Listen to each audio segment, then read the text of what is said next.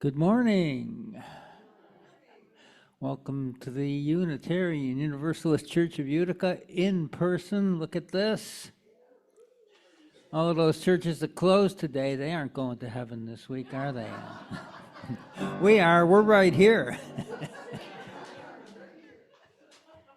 Welcome to 2025. Welcome to UU Utica. Last week, we symbolically left behind our burdens and thought about what we wanted to carry forward. This week, this morning, perhaps it's appropriate to take measure of those things that we have. We have a church where each of us feels welcome, where each of us can find community, where each of us has friends. At least I hope everyone shares these feelings. If not, then we need to be working harder. And that's always something we can talk about. Let us feel the warmth of community and fellowship this morning. It is good to be together. It is good to be with Reverend Karen this morning. Announcements. We have half a coffee hour next week. We got Deb Faust, who's a wonderful person. And if anybody, where's Deb? If anybody wants to get to know Deb better and help make the coffee and the goodies, next Sunday would be a fine time to do that. The 19th, there is no one. And there are no greeters next week either.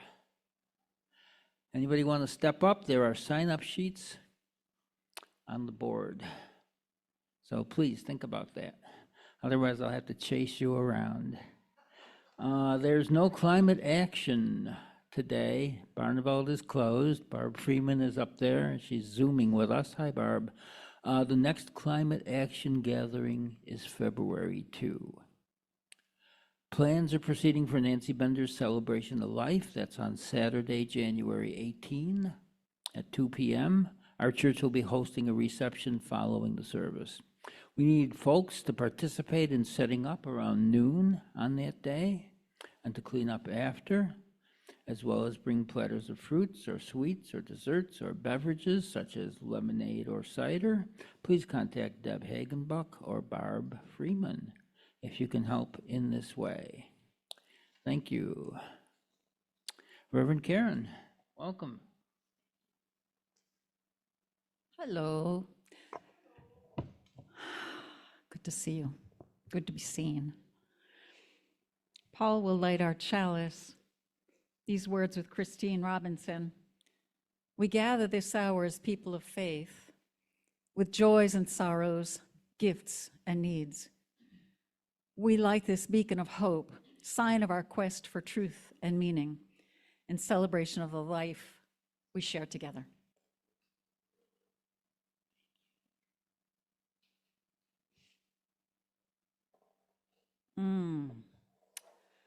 I would like to invite John forward, John Camilleri, to read our opening words.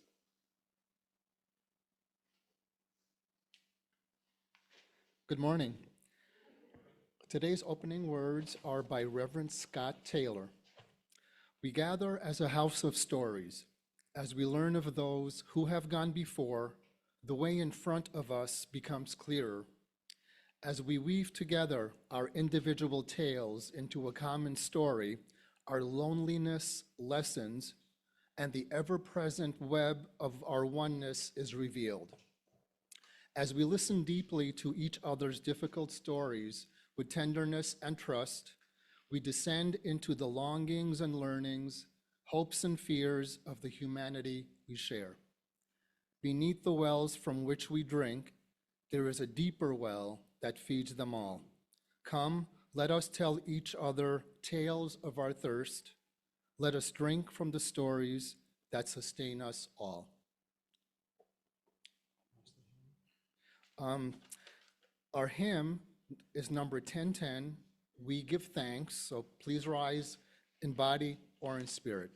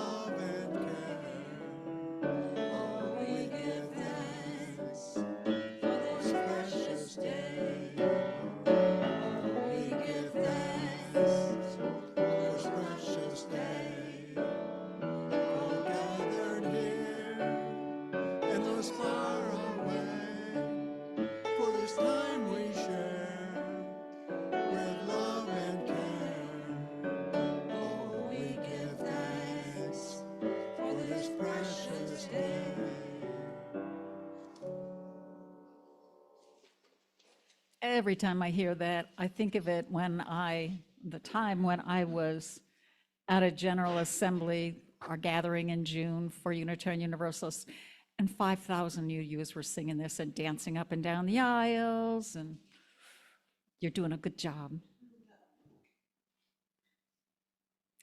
Now, we all know we've lost Nancy Bender, and that brings up so many questions about, Jeff, how about I move? That's all right. You do what you need to do. I will persevere. And that opens up the question for all of us, what happens at the end of this life? And this story, I thought, was a wonderful way for us to open that up, because I don't think any of us knows for sure, but we wonder. And this is the story of wondering.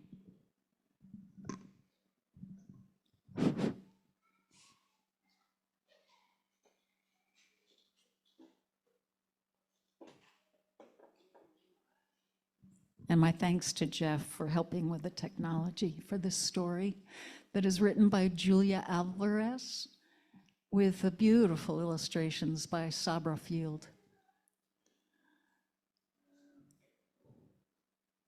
We can just begin. Where do they go? When somebody dies, where do they go? Who can I ask? Does anyone know? Do they go where the wind goes when it blows? Do they fall with the rain from the sky? Are they my tears when I cry? Do they turn into clouds and change every hour? A flamingo, a cat, a dancer, a flower? Do they dive into rivers and dissolve in the sea? Do they tickle my feet when waves wash over me? Do they drift with the snow? Are they sad? Are they cold? Can I catch them as snowflakes on the tip of my tongue? Are they that quiet feeling at the end of a song? Do they wink back at me when I wish on a star? Do they whisper, "You're perfect just as you are"? Do they listen to secrets? Do they nod when I ask for help with a specially difficult task? Do they grow wings when they die and fly far away, or hover above me when I need them to stay? Will they answer my questions? Will they still hold my hand? Will they say not to worry if I don't understand? Is it them that I feel alive in my heart? Is it there that I go when I'm sad we're apart? Are they hiding on rooftops at the foot of the stairs? So I'll stop and look closely to search for them there. I find them each day in surprising new places, in the soft falling rain, in the smiles on faces, in the sun as it sets when the long day is done, in the waves as they roll on the sea on and on. Sometimes, very briefly, I catch just a glance in the hills' quiet stillness in a storm's dark advance. Just a glimpse, just a peek, a small puzzle I solve when I'm loving the world they left me to love.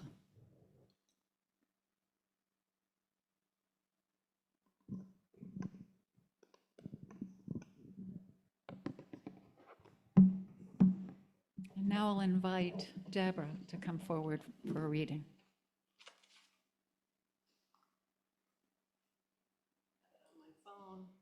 Good morning, everybody.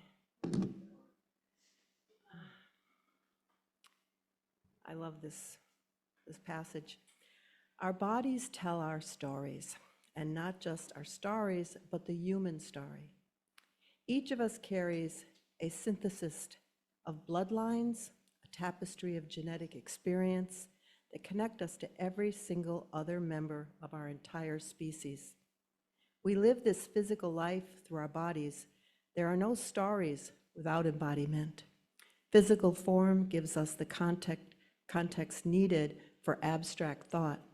We cannot define happy without the image of another's happiness embodied, or an understanding of how happiness feels in our own bodies. We cannot perform ritual, receive communion, answer the call to prayer without our bodies. Yet, instead of being receptive to the stories our bodies are trying to tell us and honoring the gifts the body brings, we seem to seek dominion over the body. But what would happen if we took a breath, if we could find the space and time to truly look, to listen deeply to our bodies as they are in this very moment? And if we could not only listen to our own bodies, but respect and honor the stories of the bodies of others? What story do our beings have to tell? Thank you.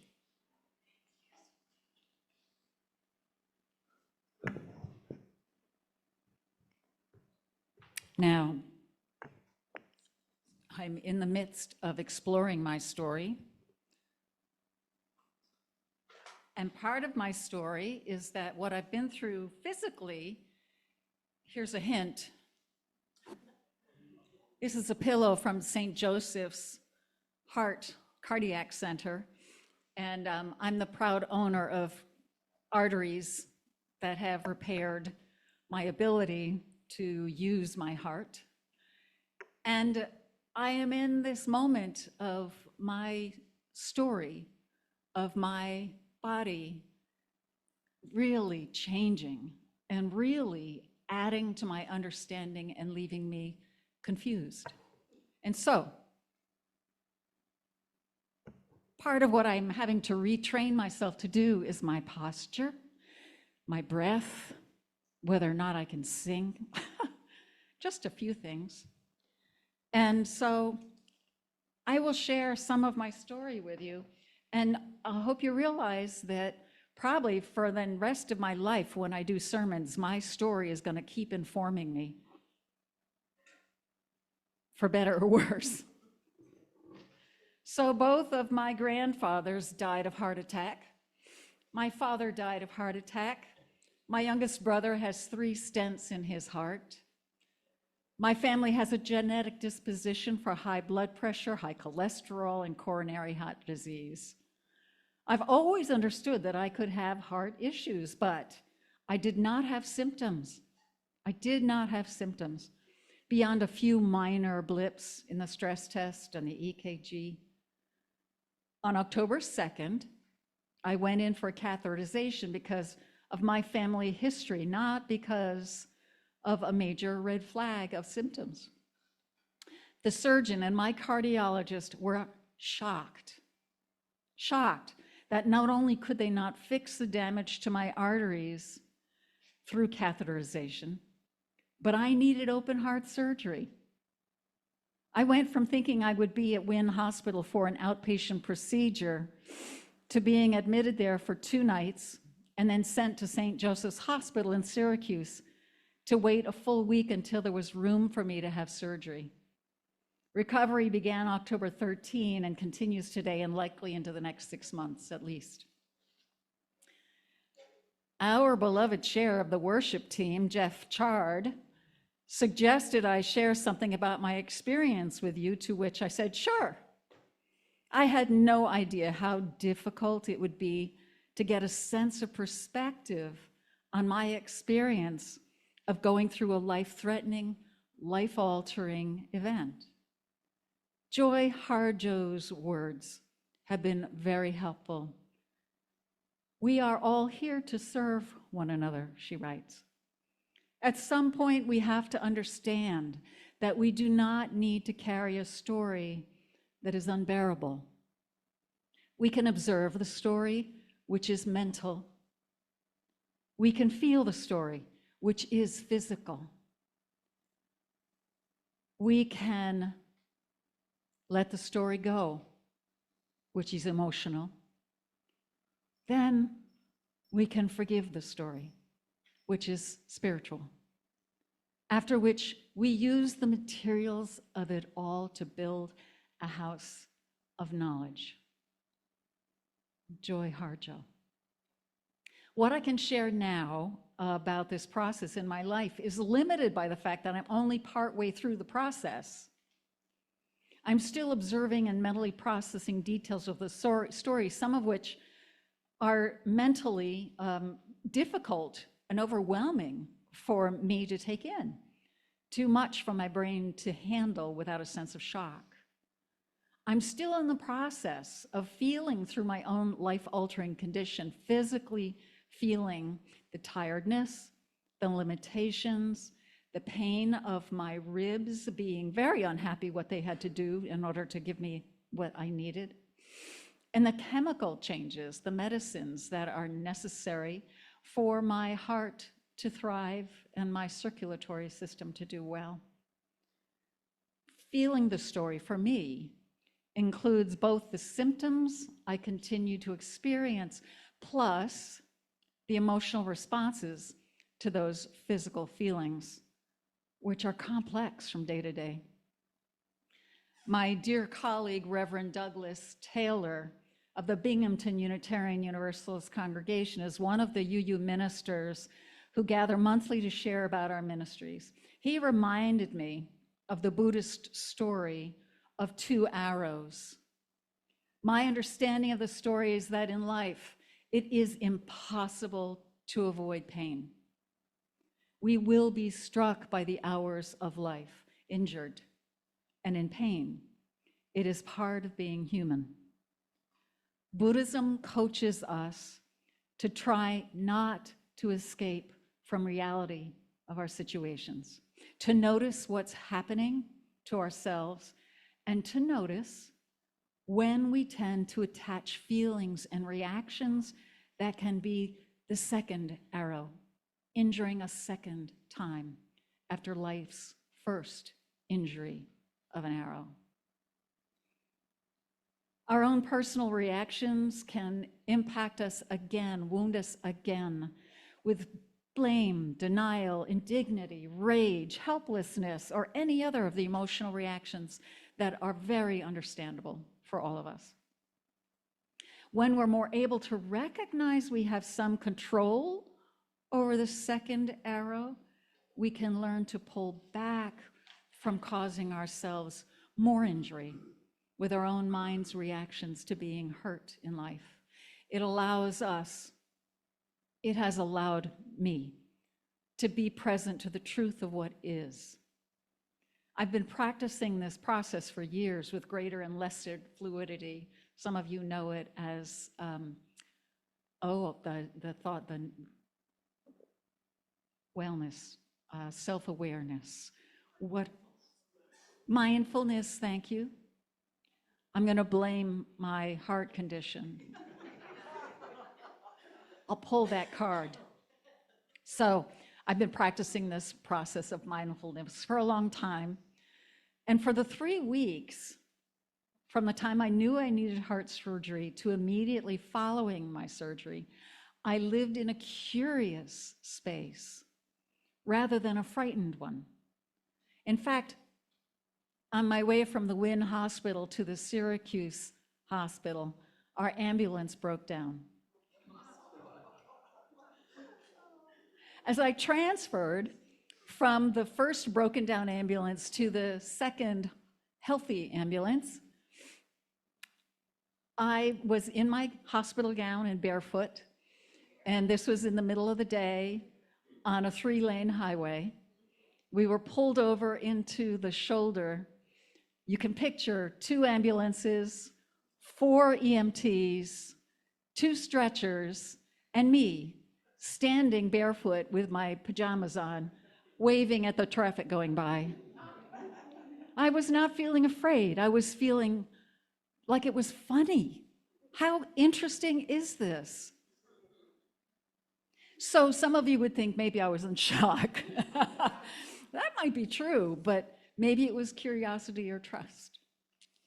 Healing after surgery, however, I am challenged every day, sometimes multiple times a day, to not injure myself with layers of mind chatter, self-judgment, doubt. It is somehow more difficult now to make space for a curious voice to help me towards my own well-being. Part of this is about my expectations for recovery.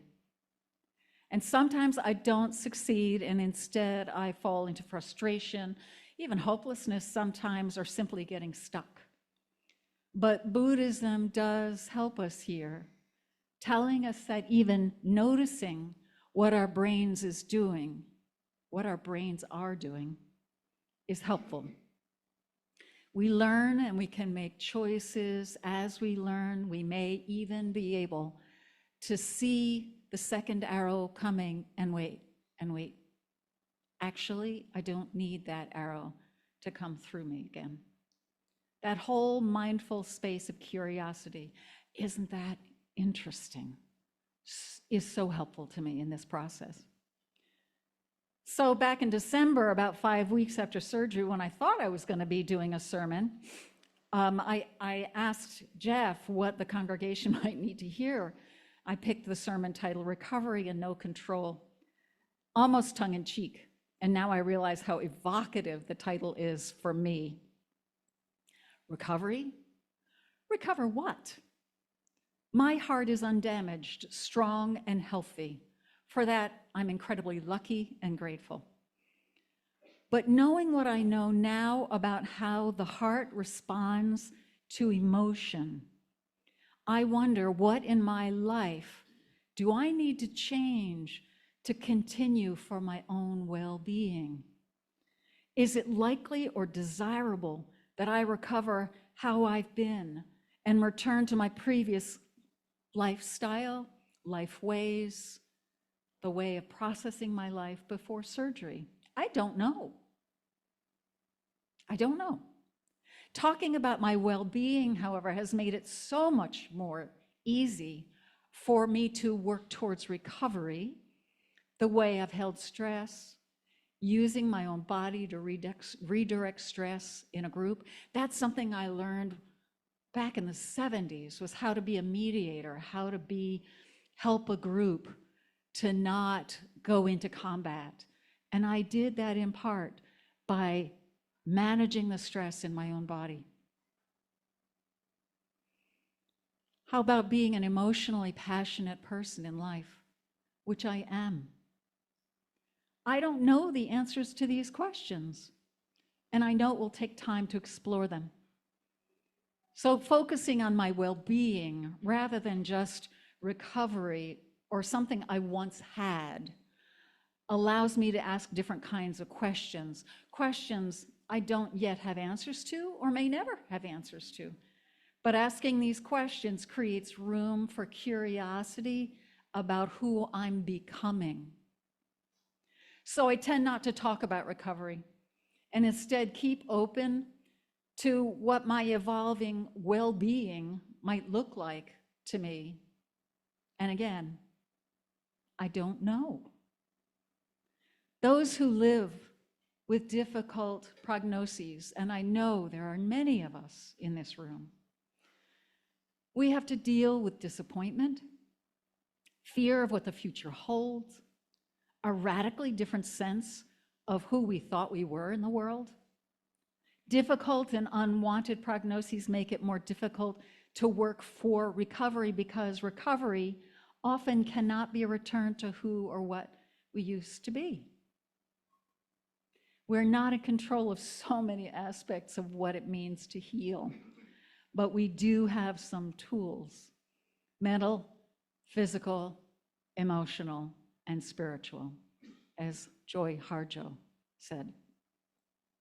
My dear friend Karen, who you've heard a great deal about, who died a year ago, lived 3 years with incurable cancer. Her focus on well-being helped her be more resilient in the face of worsening news. Her focus on well-being, in fact, made her spirit stronger each day, which was a mystery to me, and her body as strong as she could coax it to be for as long as it could be. I know each of you has stories about how you've successfully recovered, and on the other hand, how you've been challenged by long-term medical conditions, neurological conditions, conditions of our brains, and losses related to aging. Having no control over many circumstances is a huge part of the process of the mental, the physical, the emotional, and the spiritual work of our own stories. And what we learn along the way, if we're able to share, can build that house of knowledge that the poet writes of. Sharing our stories can become part of what it means to serve one another. So it turns out that my sermon about recovery and no control is actually a sermon about faith. I loved hearing from dear friends their faith that I was being held by a loving God, that I could rest in that awareness. I appreciated it, and I did love that. I felt the support. In my experience of faith, I have a deep sense that what was happening to me was part of my historical story, my family story, and that I needed to work with and trust those who cared for me. That I was curious about where this all would lead me, as I had so little control. My faith was a sense of trust in the process of life, not sure of the outcome. And my faith was that I knew I had access at every moment to a source of love that was beyond my understanding. I am a novice in seeing, let alone articulating, how my faith is changing at this major personal threshold of my life. And if we think of faith formation as how we orient ourselves to understanding what is happening, or what we turn to help us carry on, each one of us could say something, I know, about what operates in us, whether or not we call it faith. I call it faith because we are a faith community that values the differences of how we understand, how we persevere, how we love, play, and rest in the midst of all that life is, how we learn to trust. Perhaps we're all novices at seeing and articulating how our faith journeys are changing. Perhaps that is a way of being that serves our curiosity, our ability to see truth, and to build the house of knowing, the house of love. In the next few minutes, I invite you to think about what you are learning about the arrows that have injured you in this human experience. Those you feel came from life itself that you had no control of. And perhaps those arrows that you're learning not to inflict on yourself. Think about whether you have a sense of faith or not, a sense of possibility or not, and how you are held in the world, or how you are enriched by humility and gratitude, how you are held by this community and your friends and family, or how you feel in the context of love. Take a moment to think about your own unfolding stories.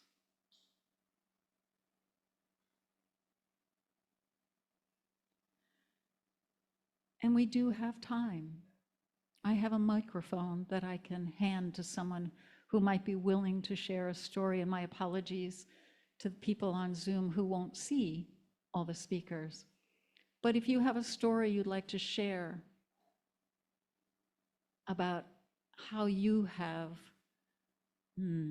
built your resilience, learned where you belong, what your faith might be changing to become, or who you're becoming as you deal with the inevitable arrows of being human. And Jeff is approaching to get the microphone to pass along. This is a big question to ask you, and I don't blame you if you choose not to respond. That's okay. But I know you all have learned so much and have something to contribute to this house of wisdom.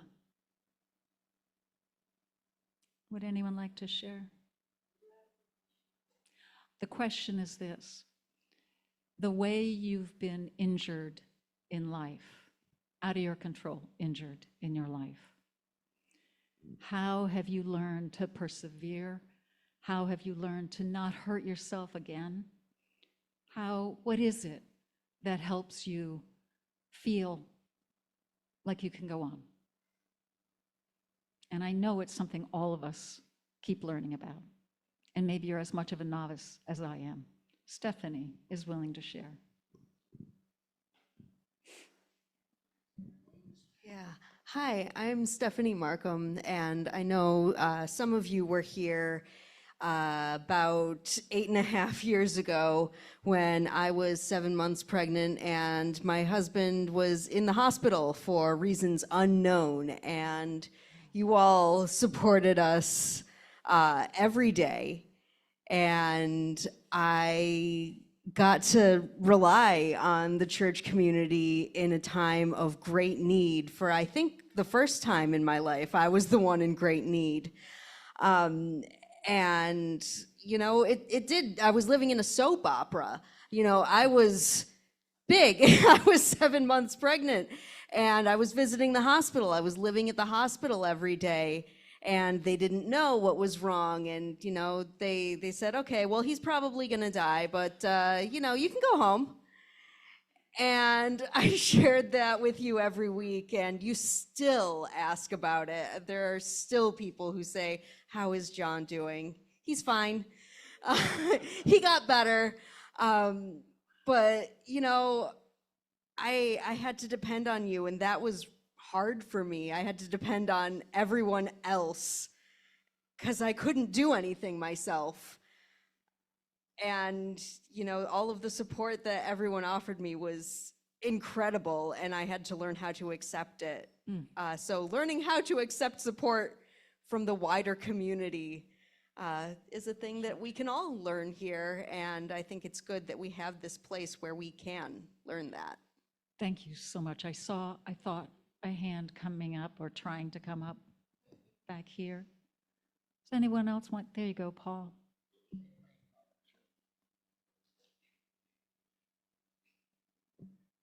I'm Paul Hadley.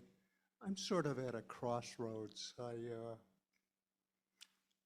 had a pacemaker, I've had an ablation, I have bad posture, my head juts forward, which causes pain, and they tell me vertebrae want to fuse in my back, so I do a lot of different therapies, chiropractor, massage, I've tried acupuncture, physical therapy, I've done all these things.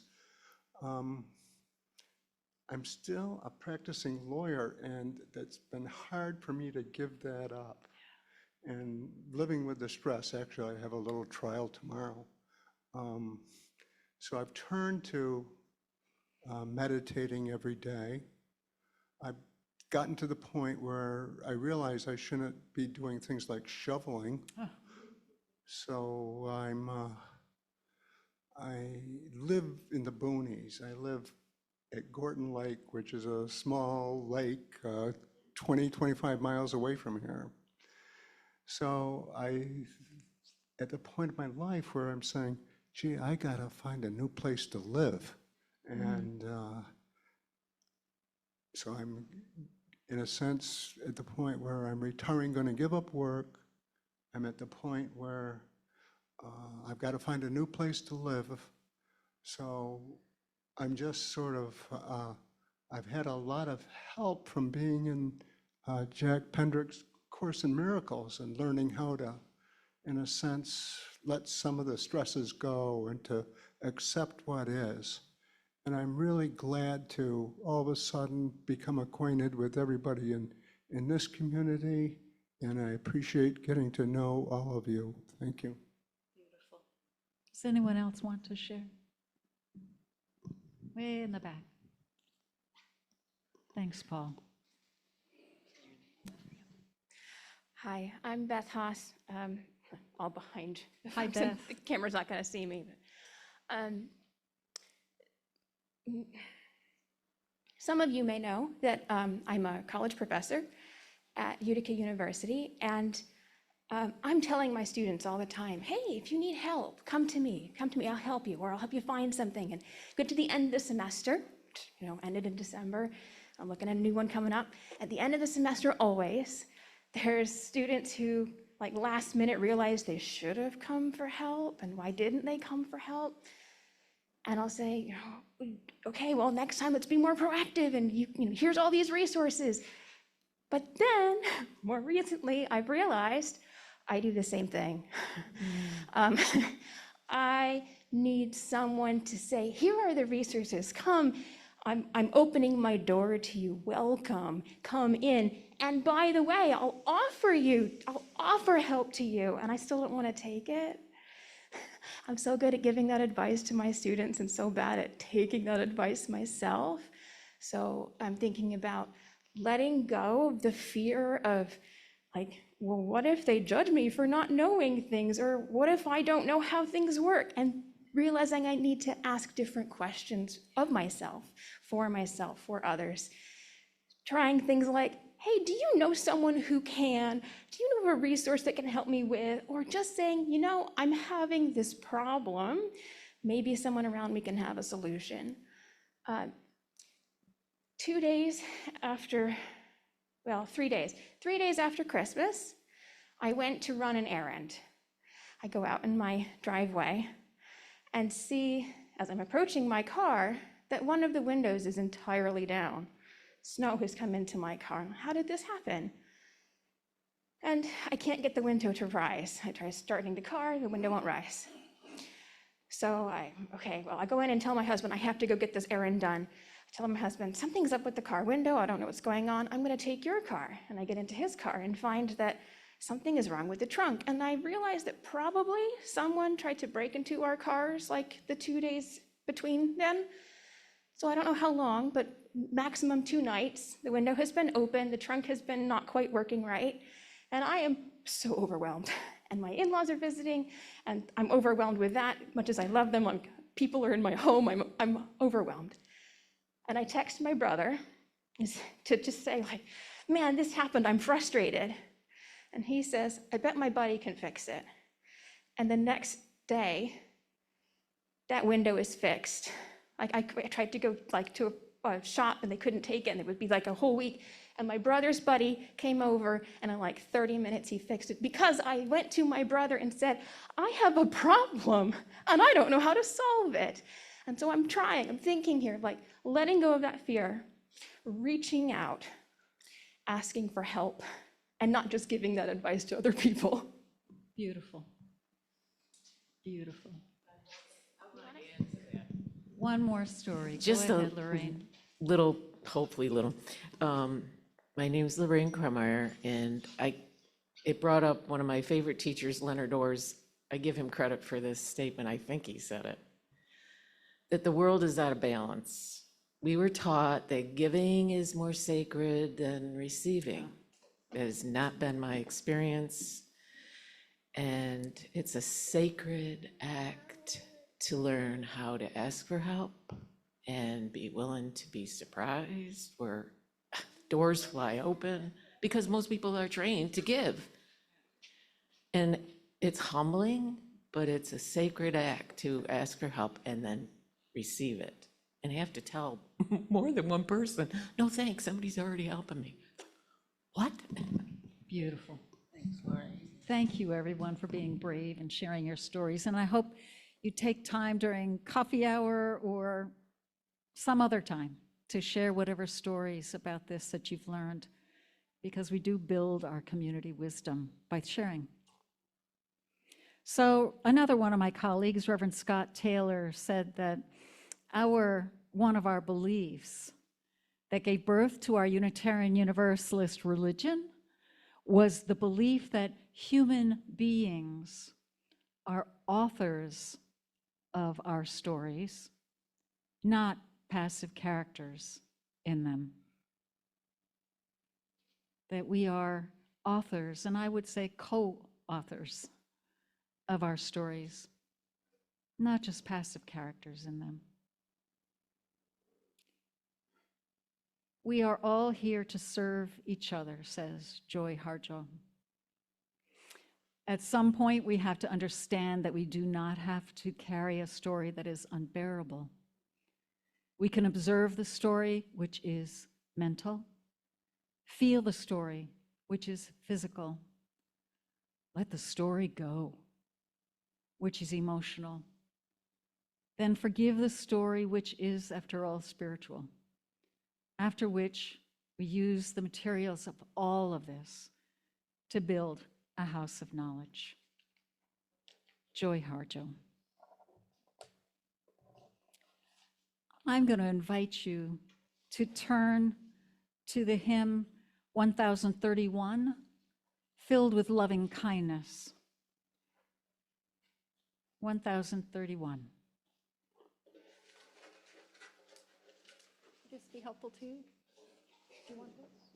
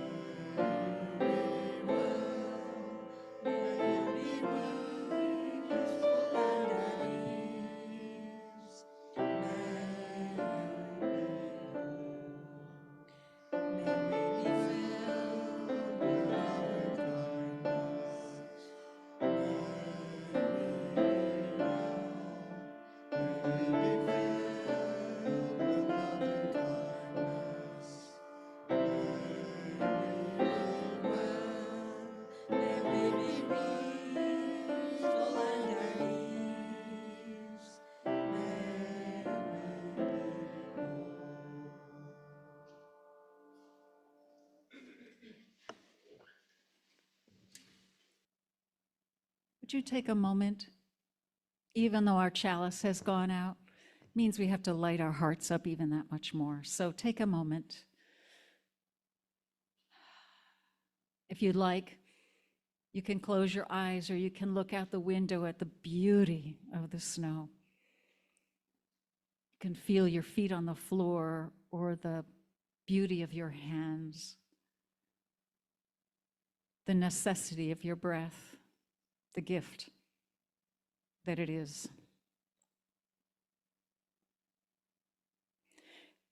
We try to open ourselves, open our minds, open our hearts, open our hands to become together who we imagine we can be, what we understand is possible with love. May each day we step a little closer to the love that is possible.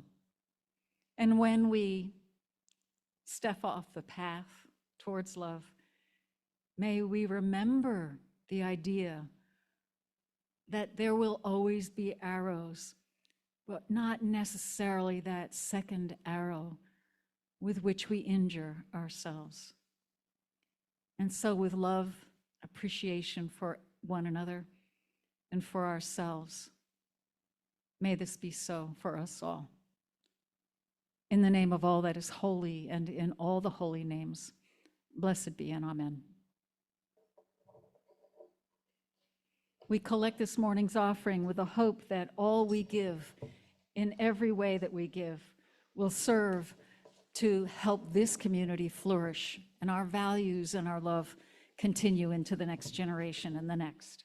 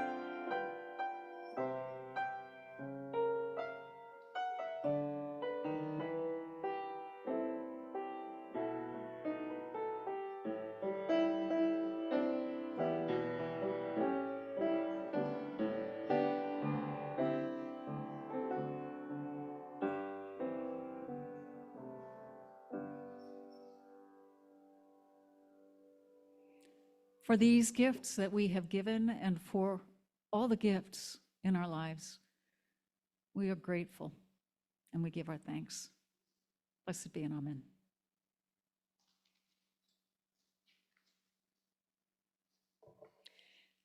Closing words again. We are all here to serve one another. At some point, we have to understand that we do not need to carry a story that is unbearable. We can observe the story, which is mental, feel the story, which is physical, let the story go, which is emotional, then forgive the story, which is spiritual work, after which we use the materials of it all to build a blessed house of knowledge.